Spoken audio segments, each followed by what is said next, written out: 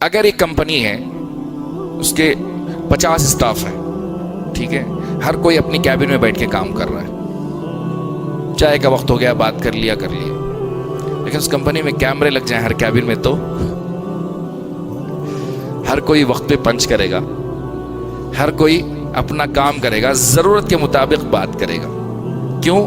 کیمرے ہیں، voice recording ہو رہی ہے. اگر انسان اللہ کے بارے میں یہ سوچ لے، اللہ لطیف بعبادہ، اللہ بندے کی ہر باریک چیز کو جانتا ہے، وہ دیکھ رہا ہے، اور اس کا وعدہ ہے وَكُلَّ إِنسَانٍ أَلْزَمْنَاهُ طَائِرَهُ فِي عُنُقِهِ، ہم نے ہر انسان کے گلے میں ایک ایسی چیز لٹکا دی ہے جو ہر چیز تسجیل کر رہی ہے، یعنی لکھی جا رہی ہے.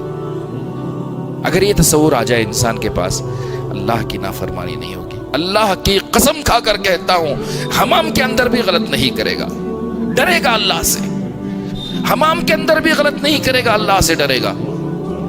جب یہ تصور آ جائے کہ اللہ مجھے دیکھ رہا ہے، اللہ مجھے دیکھ رہا ہے، اللہ مجھے دیکھ رہا ہے، اگر یہ تصور کسی کے اندر آ جائے تو وہ ایمان کے سب سے اعلیٰ درجے پر ہے، سب سے اعلیٰ درجے پر ہے. ایمان، اسلام اور ایمان، ان دونوں سے بڑھ کر یہ درجہ ہوتا ہے احسان کا. دعا کریں کہ اللہ تبارک و تعالی مجھے اور آپ کو احسان عطا فرمائے. اللہ رب العزت نے فرمایا سورہ نحل کی آیت نمبر 128 کے اندر میں، ان اللہ مع الذین اتقوا والذین هم محسنون، یقیناً اللہ ان لوگوں کے ساتھ ہے جو تقوی سے کام لیتے ہیں اور جو عبادتیں اچھی کرتے ہیں. تو یقیناً ان سارے دلائل، ایمان، اسلام اور احسان، حدیث جبرائیل کے اندر معروف ہے، حدیث جبرائیل کے اندر کہ رسول صلی اللہ علیہ وسلم کے پاس ایک مرتبہ ایک مسافر آتے ہیں. میں تفصیل میں نہیں جانا چاہتا، آپ لوگوں کو پتہ ہے حدیث جبرائیل.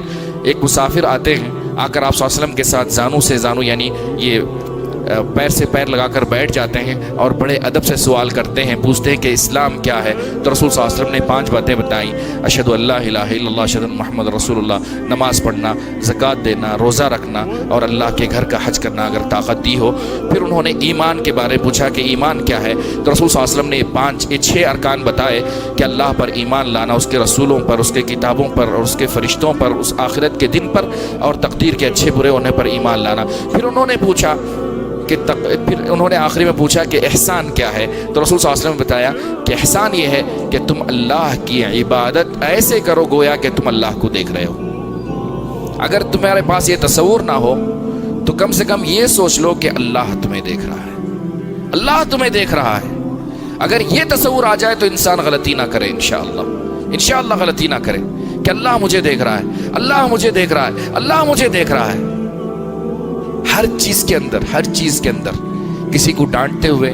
یہاں ایک بات بتا دوں میں، گاڑی چلانا ایک فنکاری نہیں ہے، یہ اخلاق ہیں، یہ اخلاق ہیں، ایک کیریکٹر ہے انسان کا.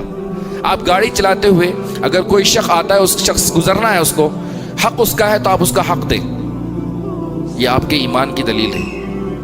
یہ چھوٹی چھوٹی باتیں ہیں، لیکن ہر کوئی مائنڈ کرے نا تو اسی سے اخلاق آتے ہیں. جی ہاں، کوئی گزر رہا ہے، گزرنے دیں آپ اس کو. بہرحال بنگلور کی ٹریفک میں یہ ہو نہیں سکتا. اللہ تعالیٰ مجھے اور آپ کو نیک توفیق دے. اللہ تبارک و تعالیٰ مجھے اور آپ کو اس راہ پر چلائے جو اسلام کی راہ ہو، رسول اللہ صلی اللہ علیہ وسلم کی راہ ہو، اور اللہ تبارک و تعالیٰ مجھے اور آپ کو بغیر حساب و کتاب کے جنت عطا فرمائے.